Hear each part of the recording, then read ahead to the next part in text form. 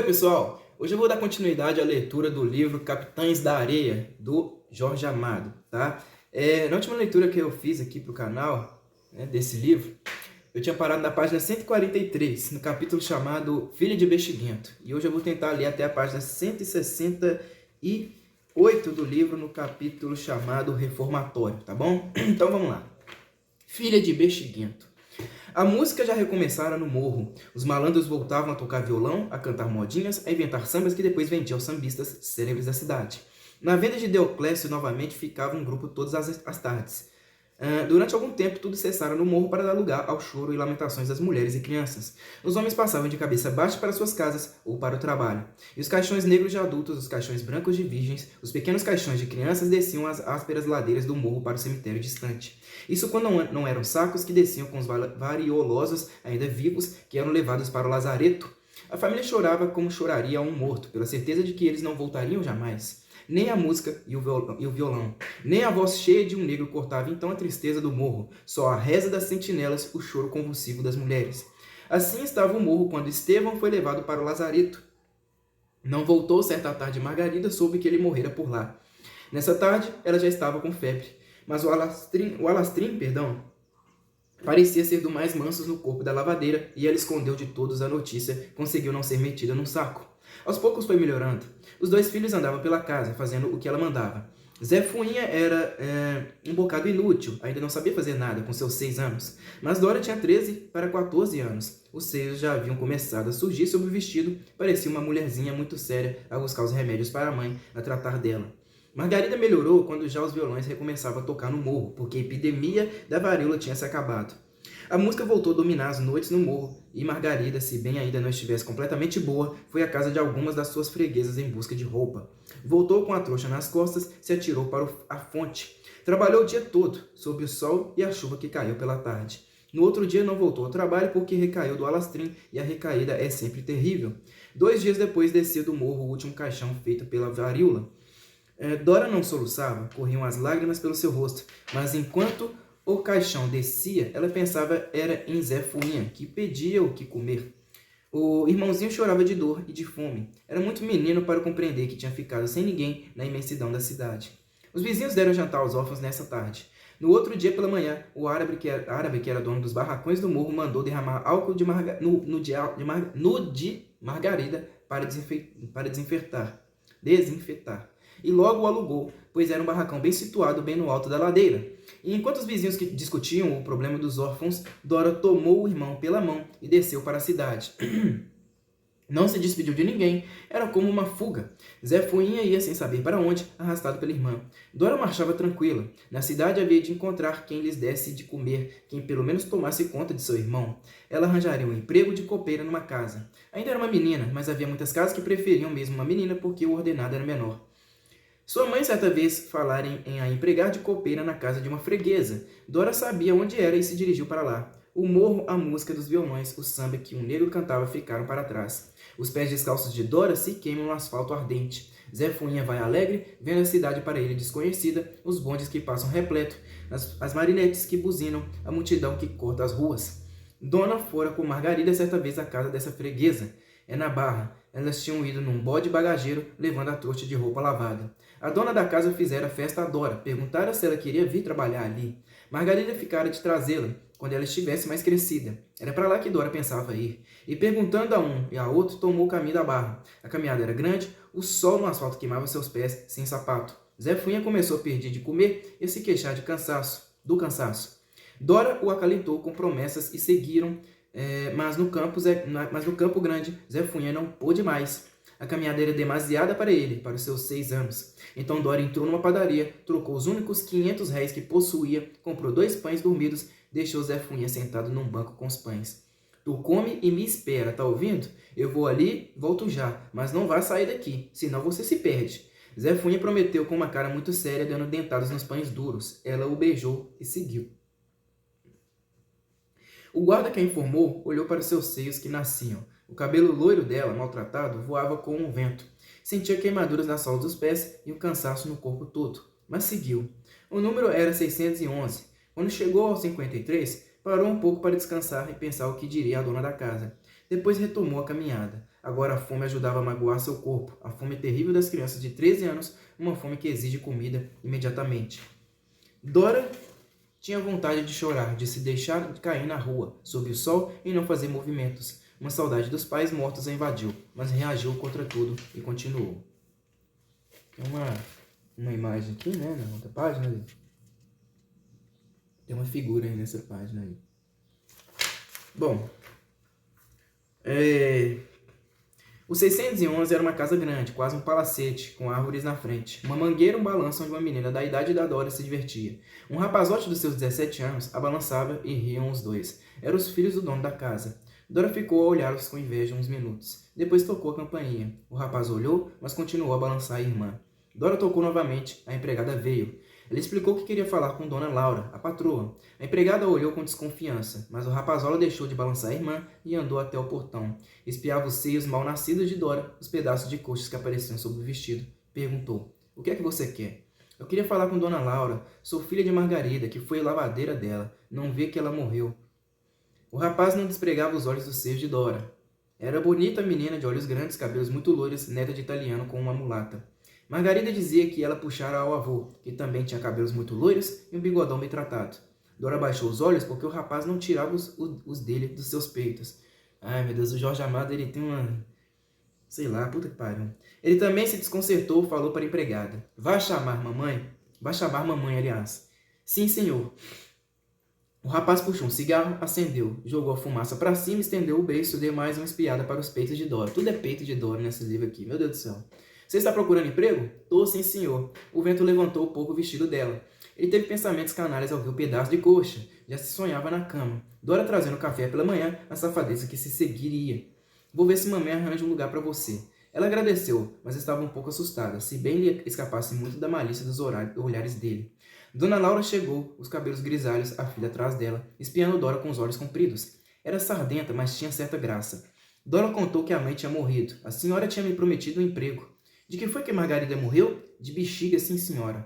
Dora não sabia que, dizendo aquilo, tinha perdido a possibilidade do emprego. "De varíola?" A mocinha se afastou receosa. Até o rapaz se desviou um pouco, pensou nos seios pequenos de Dora marcados da varíola. Cuspiu com nojo. Dona Laura tomou um tom triste. "É que já tomei outra empregada. Agora não tem necessidade." Dora pensou em Zé Fuinha. "A senhora não tem precisão de um menino pequeno para fazer compra, recados, essas coisas? É meu irmão." "Não, minha filha, não tenho." "Não sabe de ninguém?" "Não. Se soubesse, recomendaria você." Queria acabar a conversa. Voltou-se para o filho. "Você tem 2.000 réis aí, Emanuel?" "Para quê, mamãe?" "Me dê." O rapaz deu, ela pôs em cima da grade. Tinha medo de tocar em Dora, queria que fosse dali antes de contagiar a casa. "Leve isso para você. Que Deus lhe ajude." Dora voltou a descer a rua. O rapaz ainda espiou as nádegas que apareciam redondas sob o vestido apertado. Mas a voz de Dona Laura o interrompeu. Ela falava para a empregada: "Dos reis, passe um pano com álcool no portão, onde essa menina pegou. Não é bom brincar com varíola." O rapaz voltou a balançar a irmã sob as mangueiras, mas de vez em quando suspirava para si mesmo. Tinha uns peitos muito bons. Zé Funha não estava no banco. Dora levou um susto. Era capaz que o irmão tivesse saído andando pela cidade e se perdesse. E como ela o iria encontrar? Ela que tão pouco conhecia a cidade. Demais um grande cansaço a invadia, um desânimo, saudade da mãe morta, vontade de chorar. Os pés doíam e ela tinha fome. Pensou em comprar pão, agora possuía 2.400, mas em vez disso saiu em busca do irmão. Foi encontrá-lo embaixo das árvores do jardim comendo ameixas verdes. Dora deu-lhe uma pancada na mão. "Tu não sabe que isso faz dor de barriga?" "Tô com fome." Ela comprou pão, comeram. A tarde toda foi uma caminhada de um lado para o outro à procura de emprego. Em todas as casas diziam que não, o medo da varíola era maior que qualquer bondade. No começo da noite, Zé Funha não se aguentava mais de cansado. Dora estava triste e pensava em voltar ao morro. Ia ser uma carga para os vizinhos pobres. Não queria voltar. Do morro somente tinha saído, num caixão, seu pai metido num saco. Mais uma vez deixou Zé Funha sozinho no jardim para ir comprar o que comer numa padaria antes que fechasse. Gastou os últimos níqueis. As luzes se acenderam e ela achou a princípio muito bonito. Mas logo depois sentiu que a cidade era sua inimiga, que apenas queimaram seus pés e a cansaram. Aquelas casas bonitas não a quiseram. Voltou curvada, afastando com as costas das mãos as lágrimas, e novamente não encontrou Zé Fuinha. Depois de andar em volta do jardim, foi dar com o irmão, que espiava um jogo de gude entre dois garotos, um negro forte e um magrelo branco. Dora sentou num banco e chamou o irmão. Os garotos que jogavam se levantaram também.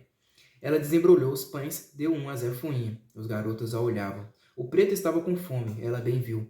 Ofereceu do pão a eles. Ficaram os 4 comendo pão dormido, era mais barato, em silêncio. Quando terminaram, o preto bateu as mãos numa na outra e falou: Teu irmão disse que a mãe de você morreu de bexiga. Papai também. Lá também morreu um. Teu pai? Não, foi Almiro, um do grupo. O branco magrelo, que tinha estado calado, perguntou: Você arranjou onde trabalhar? Ninguém quer filha de bexiguento. Agora chorava.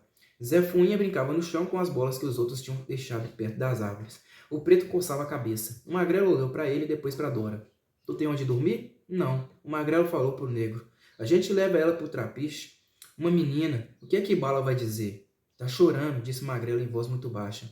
O negro olhou. Evidentemente estava atarantado. O branco coçou o pescoço, espantando uma mosca. Botou a mão no ombro de Dora muito devagarinho, como se tivesse medo de a tocar. Vem com a gente dorme num trapiche. O preto fez esforço para sorrir. Não é um palacete, mas é melhor que a rua. Andaram.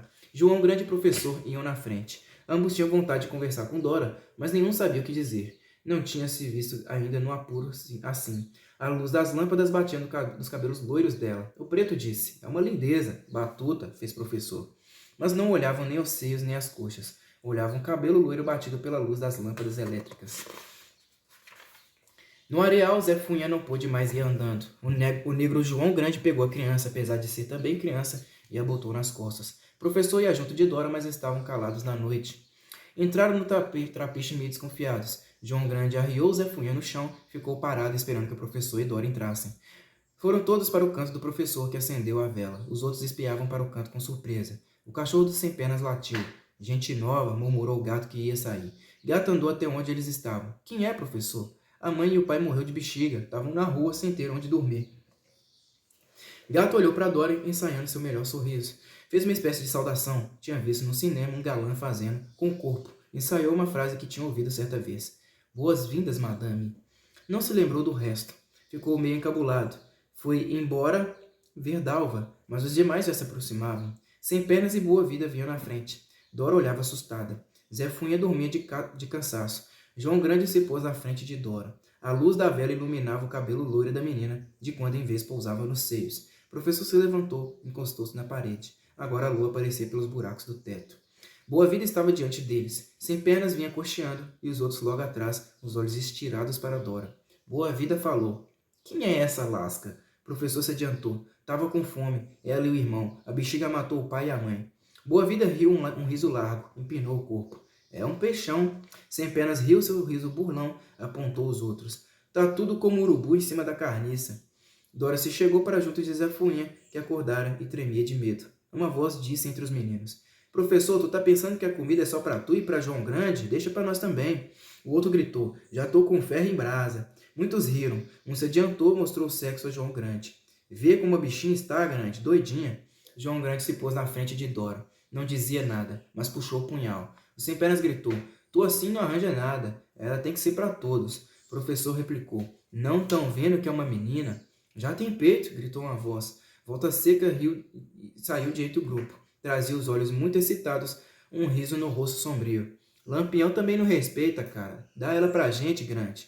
Sabiam que o professor era fraco, não aguentava a pancada. Estavam doidamente excitados, mas ainda temiam João Grande, que segurava o punhal. Volta Seca se via como no meio do grupo de Lampião, pronto para deforar, junto com todos, uma fila de fazendeiro. A vela iluminava os cabelos loiros de Dora, e ia um pavor pelo rosto dela. João Grande não dizia nada, mas segurava o punhal na mão. O professor abriu a navalha e ficou junto dele. Então Volta Seca também puxou do punhal, começou a avançar. Os outros vinham por detrás dele, o cachorro latia. Boa Vida falou mais uma vez. Desaparta, Grande, é melhor. O professor pensava que se o gato estivesse ali, estaria do lado deles, porque o gato já tinha mulher, mas o gato já tinha saído. Dora via o grupo avançar. O medo foi vencendo o desânimo e o cansaço em que estava. Zé Funha chorava. Dora não tirava os olhos de Volta Seca. A cara sombria do mulato estava aberta em desejo, um riso nervoso a sacudia. Viu também os sinais da varíola no rosto de Boa Vida quando este passou em frente da vela. Então se lembrou da mãe morta. Um soluço a sacudiu e deteve um momento os meninos. O professor disse, não vê que ela está chorando?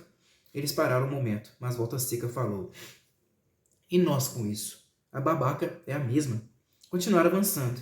Iam vagarosamente, os olhos fixos, ora em Dora, ora no punhal que João Grande tinha na mão.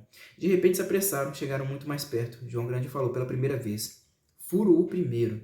Boa Vida riu, Volta Seca manejou o punhal. Zé Funha chorava. Dora o olhou com os olhos apavorados. Se abraçou nele, viu João Grande derrubar a Boa-Vida. A voz de Pedro Bala, que entrava, fez com que parassem. Que diabo é esse? O professor levantou-se. Volta Seca o soltou, já o havia cortado no braço. Boa-Vida ficou deitado como estava, um talho no rosto.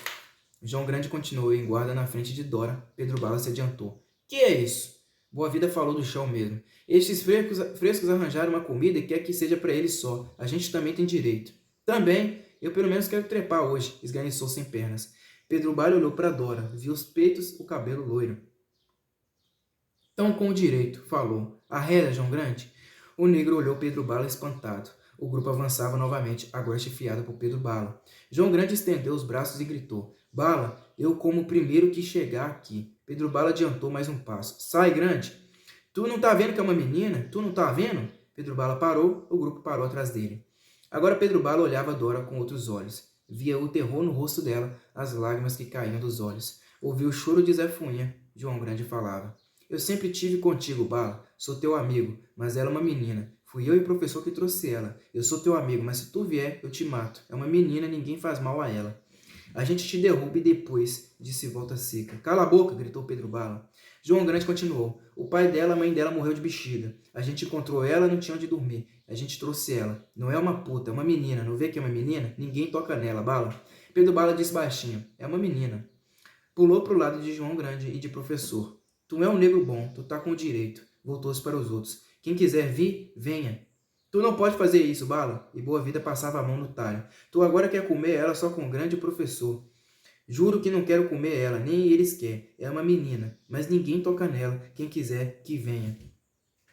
Os menores e mais medrosos foram se afastando. Boa-Vida se levantou, foi para o seu canto, limpando o sangue. Volta Seca falou para Pedro Bala devagar. Eu não vou, não é de medo. É que tu disse que é uma menina. Pedro Bala se aproximou de Dora.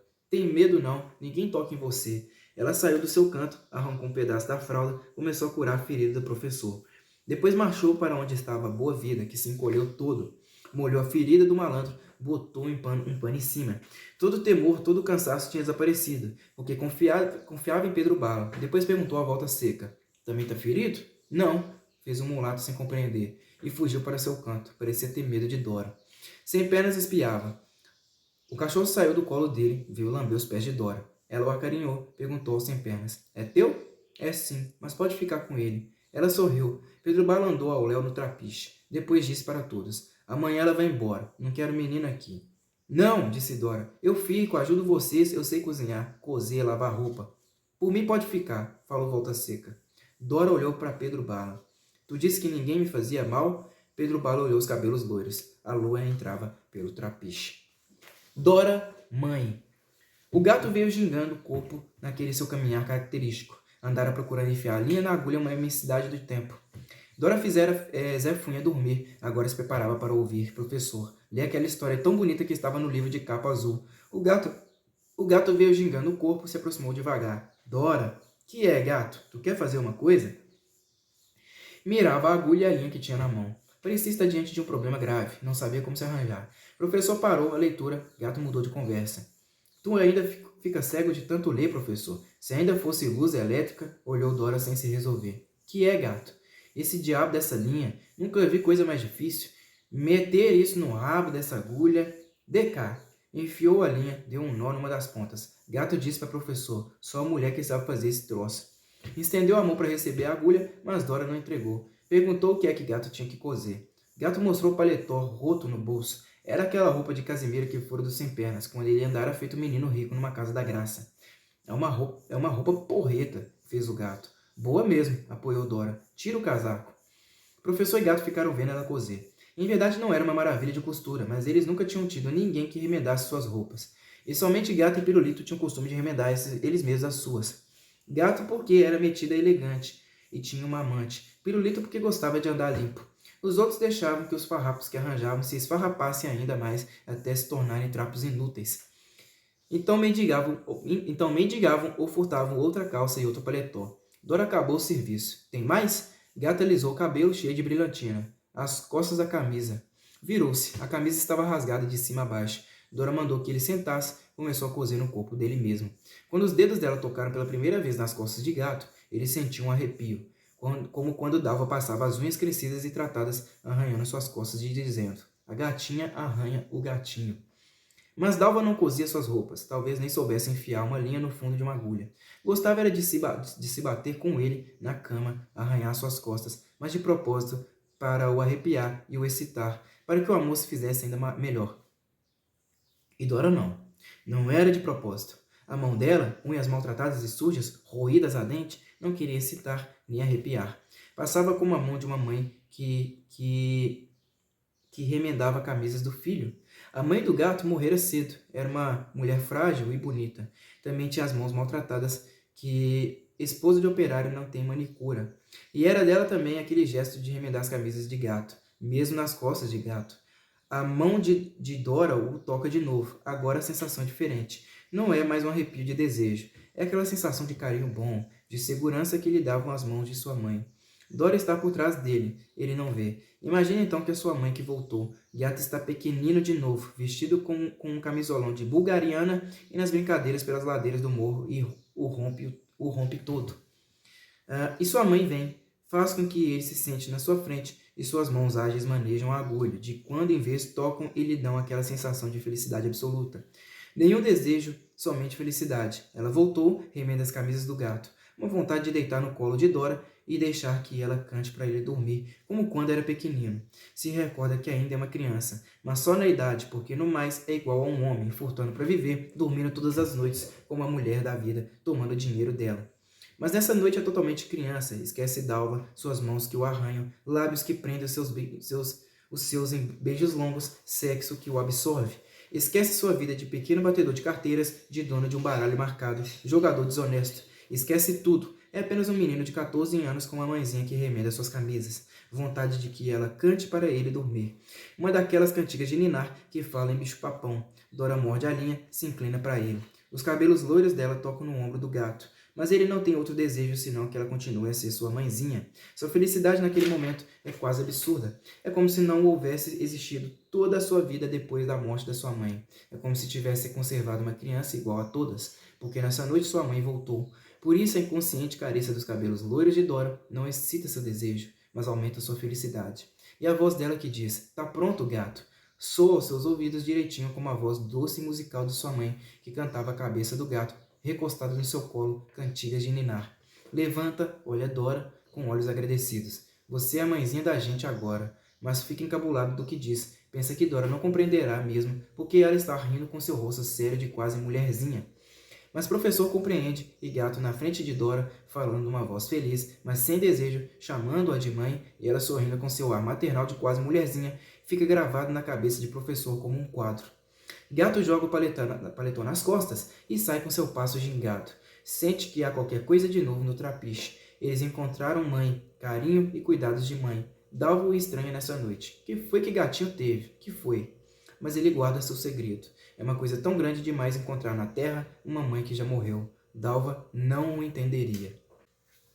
Quando o professor estava começando a história, João Grande chegou e sentou-se ao lado deles. A noite era chuvosa. Na história que o professor lia, a noite era chuvosa também e o navio estava em grande perigo. Os marinheiros apanhavam de chicote, o capitão era um malvado. O barco à vela parecia sossobrar, aliás, a cada momento o chicote dos oficiais caía sobre as costas nuas dos marinheiros.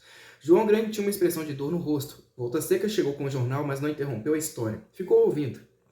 Agora o marinheiro, John, apanhava chibatadas porque escorregara e caíra no meio do temporal. Volta Seca interrompeu. Se Lampião tivesse aí, já tinha comido esse capitão no fuzil. Foi o que fez o marinheiro James, um homem zarrão. Se atirou em cima do capitão. A revolta estalou no buque. E lá fora chovia. Chovia na história também. Era a história de um temporal e de uma revolta. Um dos oficiais ficou do lado dos marinheiros. É do balacobaco, disse João Grande. Amava um heroísmo. Volta Seca espiou Dora. Os olhos dela brilhavam. Ela amava o heroísmo também. Isso agradou ao sertanejo. Depois o marinheiro James sustentou uma luta feroz. Volta Seca assobiou como um passarinho de tanto contentamento. Dora riu também, satisfeita. Riram os dois juntos, logo foi uma gargalhada dos quatro, como era de costume dos capitães da areia. Gargalharam alguns minutos, outros se aproximaram, a tempo de ouvir o resto da história. Olhavam o rosto sério de Dora, o rosto de uma quase mulherzinha que os fitava com carinho de mãe. Sorriam, e quando o marinheiro James jogou o capitão do navio num barco salva-vidas e o chamou de cobra sem veneno, eles todos gargalharam junto com Dora, e a olharam com amor. Como crianças olham a mãe, muito amada. Quando a história acabou, eles voltaram para os seus cantos entre comentários. Porreta, macho bamba, também era um prensa. O capitão fez uma cara, hein? Volta-Seca espichou o jornal para o professor. Dora olhou o mulato. Ele sorriu meio confuso. É que traz notícias de Lampião. Seu rosto sombrio clareava. Tu sabe que Lampião é meu padrinho? Padrinho? Pois é. Foi minha mãe que tomou, porque Lampião é um macho de verdade, não respeita, cara. Minha mãe era uma mulher valente, uma mulher capaz de aguentar um fuzil. Um dia fez correr 2 soldados que se fizeram de besta. Era um mulherão, valia um homem. Dora ouvia encantada. Seu rosto sério fitava com a maior simpatia o rosto sombrio do mulato. Volta-Seca ficou calado, mas de um jeito de quem queria dizer alguma coisa. Por fim falou. Tu também é valente, sabe? Minha mãe era um mulherão dessas grandes. Era mulato, não tinha cabelo loiro, tinha uma carapinha danada. Não era mais menina também. Podia ser tua avó. Mas tu parece com ela. Olhou Dora, mas baixou a cabeça. Parece mentira, mas tu me lembra ela. Parece mentira, mas tu parece com ela. O professor olhou com seus olhos de míope. Volta-Seca quase gritava. Seu rosto sombrio tinha a alegria de uma descoberta. Também ele descobriu sua mãe, pensou o professor. Dora estava séria, mas seu olhar era carinhoso. Volta-Seca riu, ela riu, virou logo gargalhada. Mas o professor não os acompanhou na gargalhada. Começou a ler muito rápido o relato do jornal. Lampião fora pegado de surpresa ao entrar numa vila. O chofer de um caminhão que o vira na estrada com o grupo tocara para a vila e avisara. Dera tempo de pedir reforços de vilas próximas e a coluna volante também veio. Quando o Lampião entrou na vila, encontrou foi bala muito pela frente, bala que ele não esperava. O tiroteio foi grande, Lampião só pôde mesmo abrir para a Caatinga, que é a sua casa. Um dos homens do grupo ficou estirado com um balaço no peito. Cortaram a cabeça dele, que foi enviada para a Bahia em triunfo. Via a fotografia no jornal. A boca aberta, os olhos furados, um homem segurando pela carapinha rala. Tinham cortado o pescoço ao facão. Dora comentou. Coitado dele, que judiaria. Volta-Seca olhou agradecido. Seus olhos estavam injetados, seu rosto todavia mais sombrio. Dolorosamente sombrio. Filho de uma égua, disse baixo. Filho de uma égua de chofer, se um dia eu te pegar... A notícia adiantava que Lampião devia ter outros homens feridos, pois a retirada do grupo fora por demais rápida. Volta-Seca falou em surdina. Era como se falasse para si mesmo. Já está em tempo de eu ir. Para onde? Perguntou Dora. Para junto do meu padrinho. Ele está precisando de mim. Ela olhou com tristeza. Tu vai mesmo, Volta-Seca? Vou sim. E se a polícia te matar, cortar tua cabeça? Juro que eles não topa vivo. Juro que eles não topa vivo. Vou com um, mas eles não topa vivo. Não tem medo, não. Afirmava a sua mãe, forte e valente, mulata sertaneja capaz de brigar com soldados, comadre de Lampião, Amásia de cangaceiro, que podia confiar nele, que não pegariam vivo, que lutaria até a morrer. Dora ouvia com orgulho. O professor apertou os olhos e viu também, em lugar de Dora, uma sertaneja forte, defendendo seu pedaço de terra contra os coronéis, com a ajuda amiga dos cangaceiros. Viu a mãe de Volta-Seca, e era o que o mulato via. Os cabelos loiros eram carapinha rala. Os olhos doces eram os olhos achinesados da sertaneja. O rosto grave era o rosto sombrio da camponesa explorada. E o sorriso era o mesmo sorriso do orgulho de mãe para filho. Pirulito a viu chegar com desconfiança. Para ele, Dora era o pecado. Havia bastante tempo que ele desistira das negrinhas do areal e da quentura dos corpos se embolando no areal. Se despia aos poucos dos seus pecados para parecer puro aos olhos de Deus e poder merecer a graça de se vestir com as vestes dos sacerdotes. Pensava mesmo em arranjar um lugar de vendedor de jornais para fugir do pecado diário do furto. Olhava Dora com receio. A mulher era o pecado. Em verdade, ela era apenas uma criança abandonada como eles. Não ria como as negrinhas do areal, um riso insolente de convite, um riso de dentes apertados pelo desejo. Seu rosto era sério, parecia o rosto de uma mulherzinha muito digna. Mas os pequenos seios que nasciam se empinavam no vestido, o pedaço de coxa que aparecia era branco e redondo. Pirulito tinha medo. Não tanto da tentação de Dora. Ela não parecia das que tentavam. Era uma criança. Era muito cedo para isto. Mas tinha medo da tentação que vinha dentro dele, que o demônio punha dentro dele. E procurava rezar em voz baixa enquanto ela se aproximava. Dora ficou olhando os quadros de santo. O professor parou atrás dela, olhava também. Havia flores sob a imagem do menino Deus que Pirulito furtara um dia. Dora chegou mais perto. É uma beleza. O medo começou a desaparecer do coração de Pirulito. Ele se interessava pelos seus santos para os quais ninguém ligava no trapiche. Dora perguntou, é tudo teu? Pirulito fez que sim com a cabeça e sorriu. Se adiantou, mostrou tudo que possuía. Os quadros, o catecismo, o terço, tudo. Ela olhava com satisfação. Sorria também quando o professor a espiava com os olhos míopes. Pirulito contava a história de Santo Antônio que tinha estado em 2 lugares ao mesmo tempo. Isso para salvar seu pai da forca para o qual fora condenado injustamente. Contava do mesmo modo como o professor lia histórias heróicas de marinheiros corajosos e revoltosos. Dora escutava com a mesma atenção e a mesma simpatia. Conversavam os dois. Professor calado, ouvindo. Pirulito contou coisas da sua religião, milagres de santos, a bondade do padre José Pedro. Quando tu conhecer ele, vai gostar. Ela disse que, com certeza, ele já havia esquecido que ela podia trazer tentação nos seios de menina. Nas coxas gordas, na cabeleira loira, agora falava com uma mulher mais velha que o ouviu com carinho. O ouvia, aliás, com carinho. Como a uma mãe.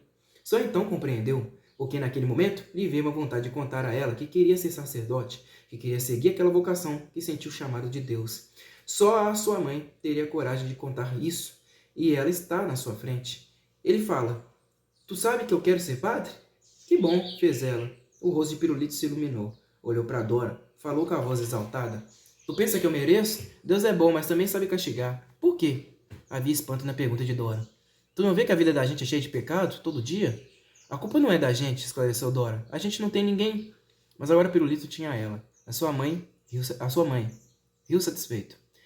Padre José Pedro também já disse isso. É capaz. Riu mais, ela sorriu também animando. É capaz de que um dia eu seja padre. Tu vai ser sim. Tu quer esse Deus menino para tu? Perguntou ele de repente. Era como um filho que levasse parte da sua guloseima para sua mãe e que lhe dera o níquel para que comprasse. E Dora aceitou, como uma mãe aceita parte da guloseima do filho querido para que este fique satisfeito. O professor via a mãe de Pirulito, que não sabia como era, como fora, mas a via ali no lugar de Dora. Sentiu inveja da felicidade de Pirulito. Encontraram Pedro Bala estendido na areia. O chefe dos capitães da areia não entrara para o trapiche nesta noite. Ficara espiando a lua, deitado na quentura boa da areia. A chuva tinha cessado, e o vento que corria agora era morno. O professor deitou também. Dora sentou entre os dois. Pedro Bala espiou pelo canto dos olhos, puxou o boné mais para a cara. Dora disse voltada para ele: tu ontem foi bom comigo e meu irmão. Tu devia ir embora, respondeu Bala. Ela não disse nada, mas ficou triste. O professor então falou: não, Bala, é como uma mãe. Como uma mãe, sim, para todos. Repetia: é como uma mãe, como uma mãe. Pedro Bala olhou os dois, suspendeu o boné, sentou na areia, mas Dora o olhava com carinho. Para ele era tudo: esposa, irmã e mãe. Sorriu para Dora. Pensei que fosse ser uma tentação para todos. Ela fez que não, ele continuou. Depois os outros podiam aproveitar uma hora que a gente não estava. Riram. O professor repetiu mais uma vez: não, é como uma mãezinha. Tu pode ficar, disse Pedro Bala. E Dora sorriu para ele. Era o seu herói, uma figura que ela nunca tinha imaginado, mas que um dia haveria de imaginar. Amava-o como a um filho sem carinho, um irmão corajoso, um amado tão belo como não havia outro. Mas o professor viu os sorrisos dos dois, e disse ainda uma vez uma voz sombria: é como mãe. Dizia com voz soturna porque, para ele, ela também não era mãe. Também para o professor, ela era a amada. Dora, irmã e noiva. Como o vestido dificultava seus movimentos, e como ela queria ser totalmente um dos capitães da areia, o trocou por umas calças que deram a barandão numa casa da cidade alta. As calças tinham ficado enormes para o negrinho, ele então as ofereceu a Dora. Assim mesmo estavam grandes para ela, teve que as cortar nas pernas para que dessem. Amarrou com cordão, seguindo o exemplo de todos. O vestido servia de blusa. Se não fosse a cabeleira loira e os seios nascentes, todos a poderiam tomar como um menino, um dos capitães da areia. No dia em que, vestida como um garoto, ela apareceu na frente de Pedro Bala, o menino começou a rir. Chegou a se enrolar no chão de tanto rir. Por fim conseguiu dizer: tu tá gozada. Ela ficou triste. Pedro Bala parou de rir. Não tá direito que vocês me dêem de comer todo dia. Agora eu tomo parte no que vocês fizerem. O assombro dele não teve limites. Tu quer dizer... Ela olhava calma, esperando que ele concluísse a frase. Que vai andar com a gente pela rua batendo coisas? Isso mesmo. Sua voz estava cheia de resolução. Tu endoidou? Não sei porquê. Tu não tá vendo que tu não pode? Que isso não é coisa pra menina? Isso é coisa pra homem. Como se vocês tudo fossem uns homão. É tudo uns meninos. Pedro Bala procurou que responder. Mas a gente veste calça, não é saia. Eu também. E mostrava as calças. De momento ele não encontrou nada que dizer. Olhou para ela pensativo, já não tinha vontade de rir. Depois de algum tempo falou: se a polícia pegar a gente não tem nada, mas se pegar tu, é igual. Te metem no orfanato, tu nem sabe o que é. Tem nada não, eu agora vou com vocês. Ele encolheu os ombros no gesto de quem não tinha nada com aquilo. Havia avisado, mas ela bem sabia que ele estava procurando, que ele estava preocupado, aliás. Por isso, ainda disse: tu vai ver como eu vou ser igual a qualquer um. Tu já viu uma mulher fazer o que um homem faz? Tu não aguenta um empurrão. Posso fazer outra coisa? Pedro Bala se conformou. No fundo gostava da atitude dela, se bem tivesse medo dos resultados. Andava com eles pelas ruas igual a um dos capitães da areia. Já não achava a cidade inimiga. Agora a amava também. Aprendia a andar nos becos, nas ladeiras, a pongar nos bondes, nos automóveis em disparada. Era ágil como o mais ágil. Andava sempre com Pedro Bala, João Grande e professor. João Grande não a largava, era como uma sombra de Dora, e se babava de satisfação quando ela o chamava com sua voz amiga de meu irmão. O negro a seguia como a um cachorro e se dedicara totalmente a ela. Vivia no assombro das qualidades de Dora. Quase a achava tão valente como Pedro Bala. Dizia o professor no espanto, é valente como um homem. O professor preferia que não fosse assim. Sonhava com um olhar de carinho dos olhos da Dora, mas não daquele carinho maternal que ela tinha para os menores e para os mais tristes. Vosta seca, pirulito. Tampouco um olhar fraternal, como os que ela lançava a João Grande, a Sem Pernas, a Gato, a ele mesmo. Queria um daqueles olhares plenos de amor que ela lançava a Pedro Bala quando o via na carreira, fugindo da polícia ou de um homem que dizia na porta de uma loja: "Ladrão, ladrão, me furtaram!" Daqueles olhares, ela só tinha para Pedro Bala, e este nem reparava. O professor ouve os elogios de João Grande, mas não sorri. Pedro Bala naquela noite chegou no trapiche com um olho inchado e o lábio roxo, sangrando. Topara com Ezequiel, chefe de outro grupo de meninos mendigos e ladrões, grupo muito menor que o dos Capitães Areia e muito mais sem ordem. Ezequiel vinha com os 3 do grupo, inclusive um que fora expulso dos Capitães da Areia, por ter sido pegado furtando o companheiro. Pedro Bala tinha ido deixar Dora e Zé Funha no pé da ladeira do Tabuão para que eles fossem para o trapiche. João Grande tinha um serviço a fazer e não pudera ir com Dora. Pedro Bala pensou em ir com ela e não deixá-la sozinha no areal. Mas como ainda não cair a noite, não havia perigo de um negro dar em cima dela. Demais, ele tinha que receber uns cobres da mão de Gonzales do 14, dinheiro que era devido a uma batida que o grupo fizera nos objetos de ouro de um árabe rico. Enquanto andava para o 14, Pedro Bala pensava em Dora, no cabelo loiro que caía no pescoço e nos olhares dela. Era bonita, era igual uma noiva, nem podia pensar nisso. Não queria que os outros do grupo se sentissem com o direito de pensar em safadezas com ela.